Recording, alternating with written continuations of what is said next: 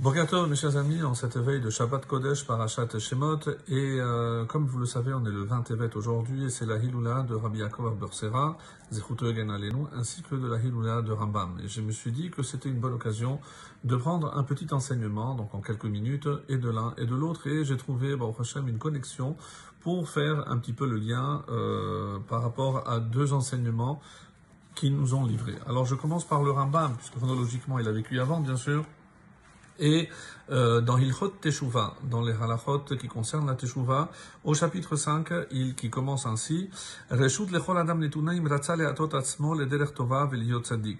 L'homme a été doté du libre arbitre. S'il veut emprunter la bonne voie et être un juste, il en a le choix. Et s'il veut emprunter la mauvaise voie et être un rachat, un pervers, libre à lui, comme c'est marqué dans la Torah, l'Éternel, Dieu te dit, voici que l'homme a acquis l'exclusivité divine de connaître le bien et le mal. Donc, et il poursuit, et c'est ce qui est intéressant dans la suite, c'est dans la Lacha 2, Al ya'avor be'machshevotecha davar ze shomrim tipshe umot haolam. Je lis la traduction directement.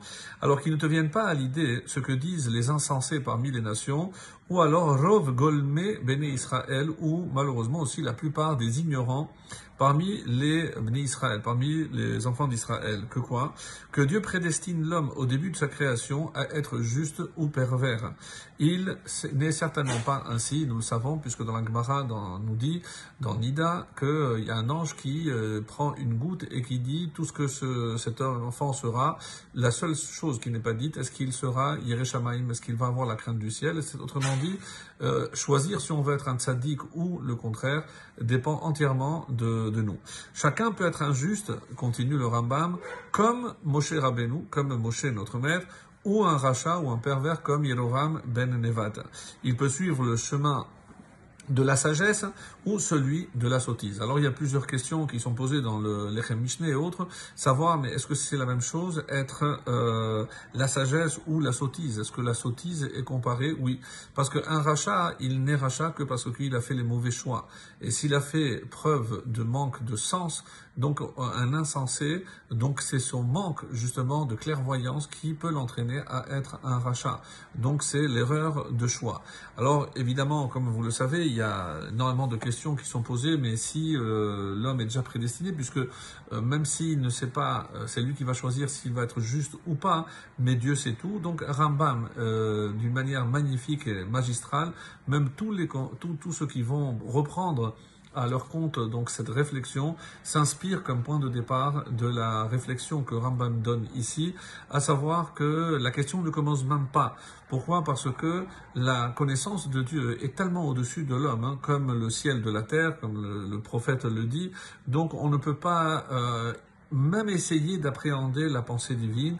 Évidemment qu'il est en dehors du temps, donc qu'il voit tout, qu'il n'a pas d'influence sur l'homme.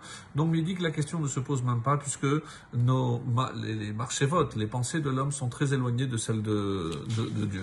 Alors, et à la halakha 5, donc toujours dans le même chapitre, il nous dit il y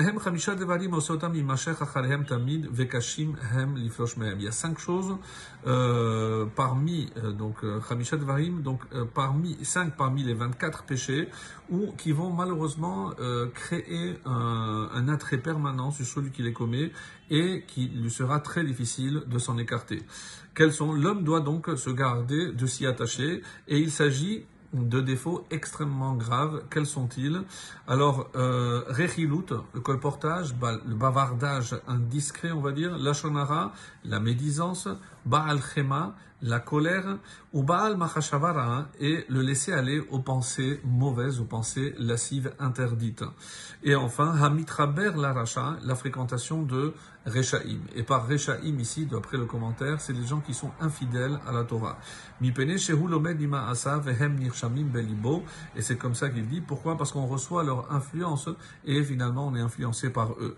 Donc, et je voulais faire le lien avec un autre enseignement de Pituchei Chotam, cet ouvrage extraordinaire, ésotérique de Rabbi Yaakov Bersera, qui nous dit que Hachem nous a donné la nuit justement pour étudier.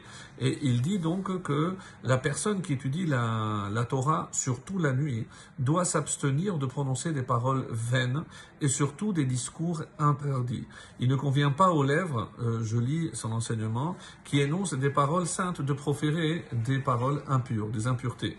D'où la mise en garde du roi David, comme le roi David a dit dans Tehillim 34, « Qui est l'homme qui désire la vie ?» Mi'aïch et Chafetz Chaim, qui aime les jours pour voir le bien, Netzor leshonecha mera.